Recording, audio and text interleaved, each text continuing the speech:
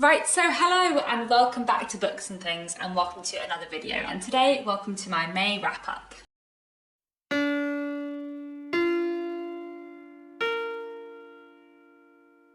So today I'm here to tell you about the books that I read in May, and I read 12 books in May. It was a slightly weird reading month because I was away on holiday for sort of most of the first half of May, so I did quite a lot of reading on holiday, but mostly on ebook or on audiobook, and then I had barely done any reading in the second half of May because I've just been really busy. So it's been a bit of an unbalanced month, and I don't have many books to hold up because a lot of my reading was on ebook and audiobook this month, but I did read some great things. So let me get straight into the books, and I will start off, as always, with the classics. So this month I reread Pride and Prejudice by Jane Austen, a real favourite of mine that I've reread many, many times. And when I say I reread it, I had an unusual rereading experience. As I said, I've been on holiday in May.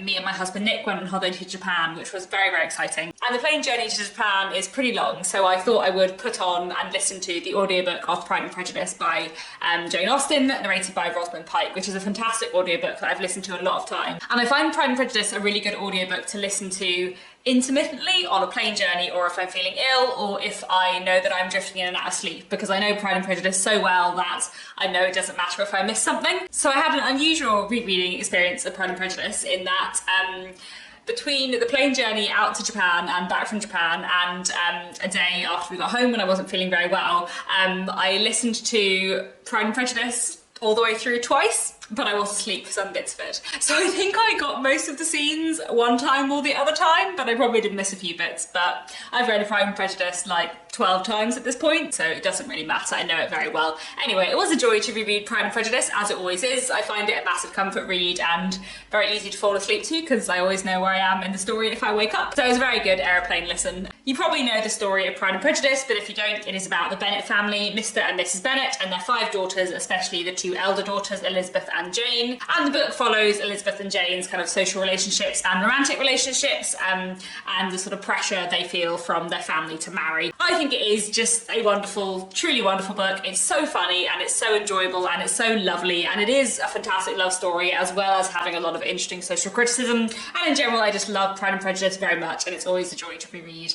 I do probably reread Pride and Prejudice every year, and yeah, it is fantastic. What a joy. Then I also read 2 Victorian books in May, both of which I read on ebook and both of which were really good. The first one that I read was Nina Ballotkar by Anthony Trollope, which I really enjoyed. This is a novel from 1867, and it's a slightly different one for Anthony Trollope. Apparently he initially published it anonymously, which is interesting. I've read a lot of Anthony Trollope books before. He's one of my favourite authors. I must have read 29 or 30 books by him now. He wrote 47 though, so I still have a way to go. And it was really enjoyable to read Nina Ballotkar. I thought it was a really great book. So as I said, it is a slightly different one for Anthony Trollope. It's not set in the UK, it is set in Prague, and it follows a young woman called Nina Ballotkar. She is sort of middle class, but her father has fallen on hard times. They have very, very little money, and they have some wealthy relations, but her and her father have really next to nothing. Nina is Christian, and she has fallen in love with a Jewish man who has done some business with her father. And the book basically follows the engagement of Nina and Anton, and how all of their kind of friends and family disapprove of their marriage because she's Christian and he's Jewish, and especially Nina's sort of wealthier relations really, really disapprove of her engagement to Anton. And the book basically follows them as a couple, and Nina kind of dealing with the difficulties of her engagement, while meanwhile her and her father are sort of becoming increasingly destitute. I thought Nina Ballotkar was a really fantastic book, and I really, really enjoyed it. I went into this book not really knowing anything about it, as I do with all the Trollope books that I read now, because I've really gone into his obscure works these days. And when I realised what the premise was, I was a little bit wary, because the presentation of Jewish characters in Victorian literature is often not great and quite anti-Semitic. But actually in this book, Anthony Trollope is writing about and against anti-Semitism, and there's a lot of exploration of prejudice and intolerance in a way that I thought was done really well. And in general, I just thought this was a fantastic book. It's one of Anthony Trollope's like shorter, more focused books, where he sort of takes a theme or a plot point and sort of runs with it, and that is what all of the book is about. But I feel like the characterization was done really well. Nina and Anton both really came to life and felt like really complex, fully rounded individuals, as did most of the characters around them. And I feel like the look at 19th century Prague and the divisions between Christian and Jewish communities there at the time was really, really interesting. As I think I've mentioned before, Anthony Trollope, having written 47 books, sometimes does sort of repeat plots. And one thing I found quite interesting about Nina Balakar is that it reminded me quite a lot of Lady Anna. Lady Anna is a book by Anthony Trollope, which I really like as well. And Lady Anna is a book about an earl's daughter who has fallen in love with a tailor. And I feel like the way he wrote about like religious and cultural prejudice in Nina Balakar was quite similar to the way he wrote about sort of class prejudice in Lady Anna, which I found kind of interesting. I'm pretty sure Lady Anna came later. But yeah, anyway, I really enjoyed Nina Balakar, one I would recommend. And yeah, I really like Anthony Trollope, and I'm glad that I am continuing to work my way slowly through all of his many books. Then the other Victorian book I read in May was Gloriana, or The Revolution of 1900 by Lady Florence Dixie, which is a Victorian novel from 1892, which is fantastic. So as you may have noticed, the book was published in 1892, but is called Gloriana, or The Revolution of 1900. And what Gloriana as a book is about a feminist revolution taking place in 1900. So it's a sort of near future book written in the 1890s. And I just thought it was incredible. I have so many thoughts about it. I feel like I need to make an individual book review of it, probably like a feminist Victorians video, because I haven't done one in that video series for a really long time. But Gloriana, or The Revolution of 1900 was definitely very feminist and very, very excellent indeed. Basically, at the beginning of Gloriana, we have a young girl called Gloriana. She is 12 years old. She has been brought up by her mother, who is a single parent, following some kind of complicated, messy stuff in her mother's past. And Gloriana and her mother are sort of appalled by the position of women within the late Victorian world. And Gloriana says, we have to change things. And the only way we can change things is if we prove that women are equal to men. And I have an idea of how I'm going to prove it. But basically, at the age of 12, Gloriana disguises herself as a boy in order to go to Eton, in order to compete with boys of her age. But we don't follow Gloriana herself at school. The next thing we hear about her plan is that a young man by the name of Hector D'Estrange is marvelling everybody in society with his intelligence and his beauty and his skill. And everyone thinks that Hector D'Estrange is sort of, you know, the rising man of his generation. And he seems to be having a very bright political future ahead of him. And it's pretty clear to the reader immediately that Hector D'Estrange is Gloriana, and that she's aiming to get into Parliament in order to put through women's emancipation. And then, like, wild things happen, and there is a feminist revolution. And it's very, very, very good. I should say as well that I first heard about this from Claudia from the Spinster's Library, so I'm so grateful that she read this a few years ago, because I hadn't heard of it before. And I just thought it was fantastic. I really do have to make an individual video on it. Seriously, I was just like on my Kindle, just like underlining, highlighting paragraph upon paragraph upon paragraph, because there was so much fantastic stuff in it. It's a really like political, passionate book that is massively feminist in a really interesting way. And it really pulls apart like the problems that women were facing in the late 19th century, but it's really, really radical. Like, one of the things I found was quite interesting is that it reminded me in some ways of The Odd Women by George Gissing, another late Victorian New Woman feminist novel that I love. But The Odd Women, while I love it, it is quite limited in terms of its feminism. Like, it's very much about middle-class women improving their lot. And that's slightly simplifying it, but that is basically what The Odd Woman is about. Whereas Gloriana is very much more like universal, and there are a lot of other radical ideas bound up in Gloria's feminism. When she talks about the emancipation of women, she's also talking about the emancipation of the working classes, and she firmly believes that changing the position on which men and women stand towards each other will also change the sort of class structure of Britain completely. Her vision for the future is not only gender equality, but class equality and socialism. And she even talks about like making the British Empire a federation, which like for the 1890s is very radical. And there were a lot of just like really, really interesting things in there. But the other thing that I loved about Gloriana, or The Revolution of 1900, was that I feel like it could have just been a manifesto, but it absolutely isn't. It also has a fantastic plot with like a horrible villain and lots of like really interesting twists and turns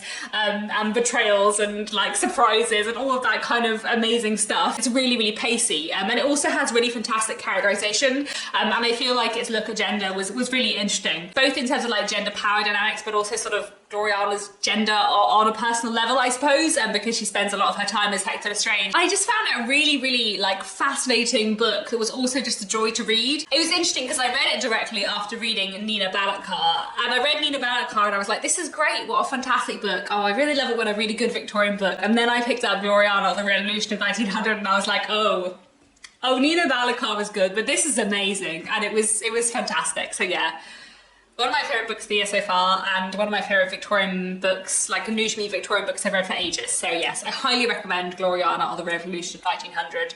It was fantastic and fascinating, and yeah, what a book. Right, I do have lots of other books to talk about, so I better get on to them. I feel like I've been going on about 19th century literature for ages. As I've already mentioned, I was on holiday in Japan at the start of May, and I bought 2 books in Japan, 2 Japanese classics translated into English, which I read while on holiday. So I'll talk about those 2 next. And this is 10 Nights Dreams and Our Cat's Grave by Natsumi Soseki. And this was translated from the Japanese by Sankichi Hata and Dofu Shirai. And this was great. I really like Natsumi Soseki. I have read 2 of his books before, and this is a collection of short stories. The first 10 are 10 Nights Dreams. So they are 10 sort of short stories which are dreams, I suppose, like they're sort of dream sequences, and they're quite weird, but I kind of really enjoyed them anyway, but they were quite strange. But my favourite story was definitely the last story, which is unrelated, which is Our Cat's Grave, which is basically a story about a man whose cat is really unwell, and kind of no one really cares until the cat dies, and then everyone says that they miss the cat very much. I think it's meant to be like a metaphor for how society treats elderly people, and I just thought it was really, really well done. I should have said this is an early 20th century classic, so it was first published in Japan in 1908, and then translated into English in 1934. But anyway, I really enjoyed these,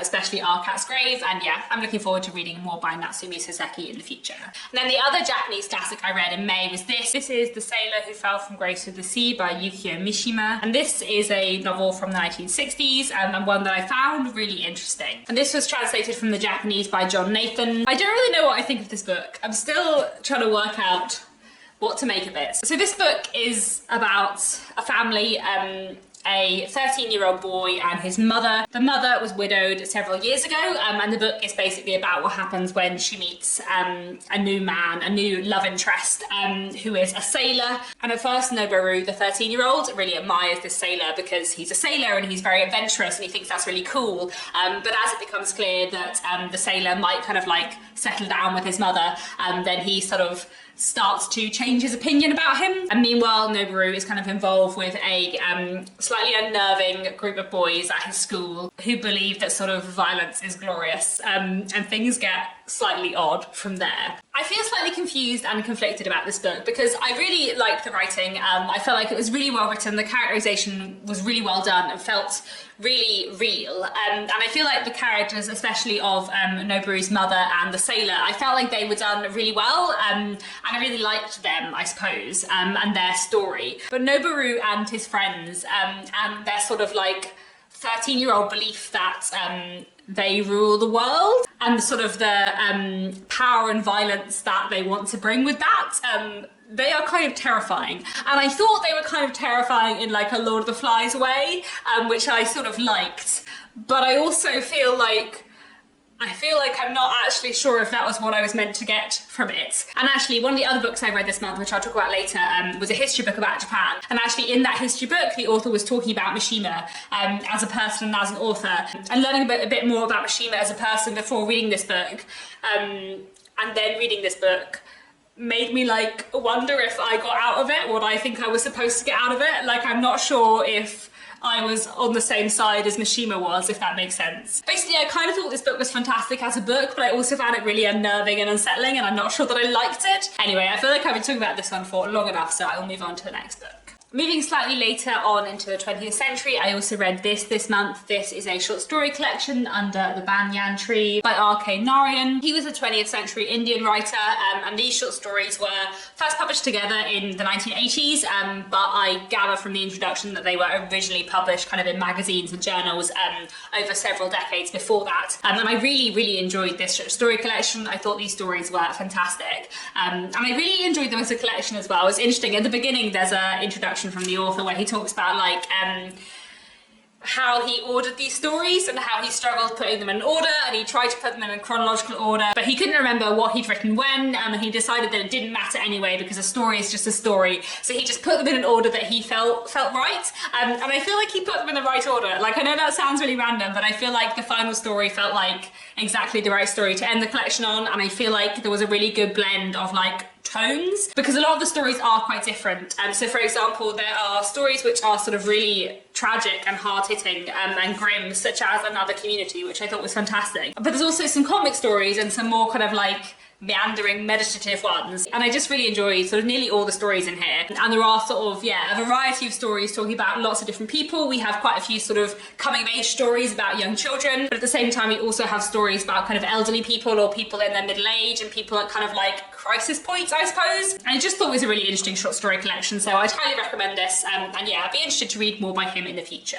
Moving on to contemporary literature, but moving back to Japan, and this month I also reread this. This is Must I Sandwich by Meiko Kawakami. It's translated from the Japanese by Louise Heel Kawai. And this is a novella which I first read several years ago, and I decided to reread this month, partly because my husband Nick had just read it, because I recommended it to him when he was looking for some Japanese literature to read while we're on holiday in Japan, and I reread this on the plane back before starting Pride and Prejudice, and I just really loved this as I did the first time that I read it. I really like Meiko Kawakami. I've read 3 of her books now and I want to read more. This is a lovely little novella, a little coming of age story about this boy who's probably about 11 or 12, and he has this crush on this woman who works in the supermarket, who he has nicknamed Muzai Sandwich because she's on the sandwich counter, and he has this crush on her, but meanwhile there's this sort of girl at school who he's becoming friends with, and his grandmother isn't well, and there's just a lot going on in his life, and the people in his school are kind of mocking Muzai Sandwich even though he thinks she's really cool, and it's just about him and his kind of like little coming of age story, and it is both like really lovely and heartwarming but also quite sad in places, and I just think it's fantastic. So it was really, really nice to reread this one, and yeah, I loved it very much, just as much on a reread as I did the first time. The next 2 books I have to talk about are both works of historical fiction, which I read because they were on the shortlist for the Walter Scott Prize for Historical Fiction. I have already reviewed both of these in a separate video, which I'll link down below, so I'm not going to go on for too long about them here. But the first one was The Geometer Lobachevsky by Adrian Duncan, which is a book set in 1950s Ireland, following a Russian man who has come over from the Soviet Union to Ireland as a mathematician, as a geometer, to help prepare land for electrification. And while in Ireland, he receives a slightly ominous letter summoning him home to the USSR, and he doesn't think he should go because he thinks that to return home would be his death sentence. And everything kind of goes on from there, and it is about his relationship with the people around him and his life over a period of years as Soviet Russia goes through several changes after the death of Stalin. I really liked The Geometer Lobachevsky. I thought it was a really interesting book looking at an interesting moment in history. The main character was really well drawn, and I thought the ending of the book was absolutely fantastic. As I said in my Walter Scott Prize video, I do feel like it's a book I want to reread at some point in the future, because I feel like it's a book where the ending like has a big impact on how I would read the book, if that makes sense. Like, I feel like if I were to go back and reread it, I would be thinking about different things as I read it, if that makes sense. But regardless, I thought it was a really interesting book, definitely worth a read. And then the other book I read for the Walter Scott Prize longlist was Ancestry by Simon Mayer, and this was another really interesting novel, and a really interesting historical novel in terms of the way that it plays with history. So Ancestry is a sort of fictionalized account of the lives of a few of Simon Mayer, the author's ancestors, and he looks at 2 pairs of his ancestors, I suppose, in the Victorian period.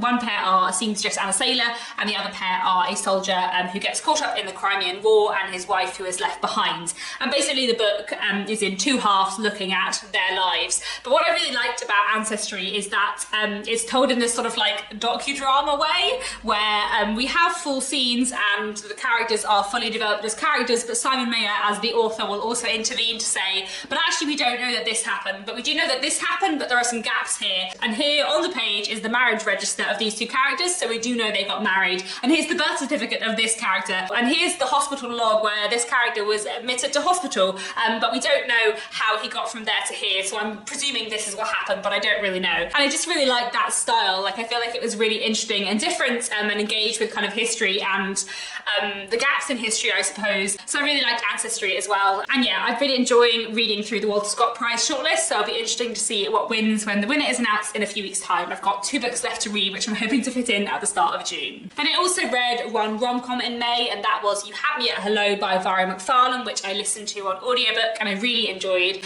Vari McFarlane is one of my favourite rom-com authors, and I really like her books a lot, and I've been meaning to read You Had Me at Hello for a while because that was her debut novel, I think. You Had Me at Hello is the story of Rachel, who is 31 years old, when she decides to break up with her long-term partner, with her fiance, because she feels like they just want different things and they don't make each other happy anymore. And the book is basically about her kind of getting over this breakup with the help of her 3 best friends, and also what happens when just after this she meets again a man called Ben, who she was very good friends with at university and with whom she always had a deep connection that never really became anything because she was at that point already going out with Reese, who she's recently split up with. At university, Rachel was in a relationship and Ben is single, but now their roles are reversed and Ben is in a relationship and Rachel is single. And we're following Rachel in the present, but we also get flashbacks to her time at university. I really enjoyed You Had Me at Hello, as I have enjoyed all of Vari McFarlane's rom-coms. I feel like there are 2 things that she does really well in her books, one of which is the groups of friends. Like, the groups of friends are always really, really good and really interesting and complicated, and filled with very like unique individuals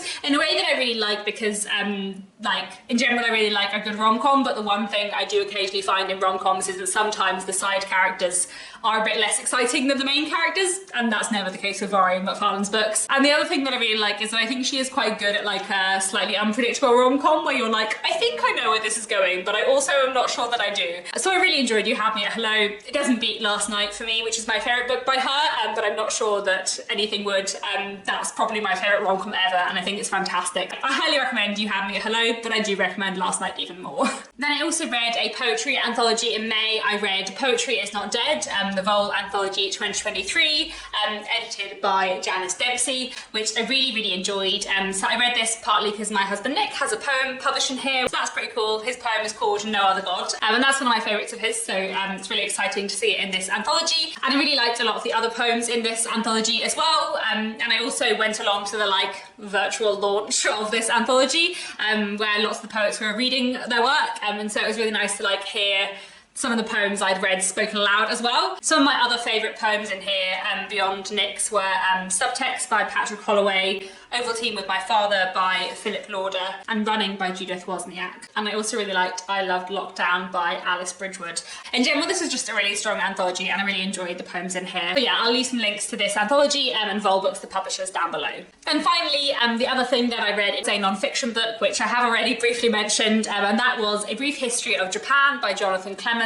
My husband Nick and I were listening to A Brief History of Japan together as we were like travelling around Japan on trains and stuff, which is really interesting. I've sort of been interested in Japanese history for a while, and I have read books about Japanese history before, but not for quite a long time. So it was really interesting to have a refresher, especially while like going and seeing historical sites in Japan. That was really, really interesting. A Brief History of Japan does try to cover the whole of Japanese history, and both me and Nick did feel that like the book didn't really get going until it hit like the 1600s, and most of the stuff about things that happened before the 1600s I feel like the author wasn't as interested in. But once the book hit its stride, I did find it really interesting, and especially the stuff about 19th and 20th century Japan, which was where I was kind of more interested, I did really enjoy.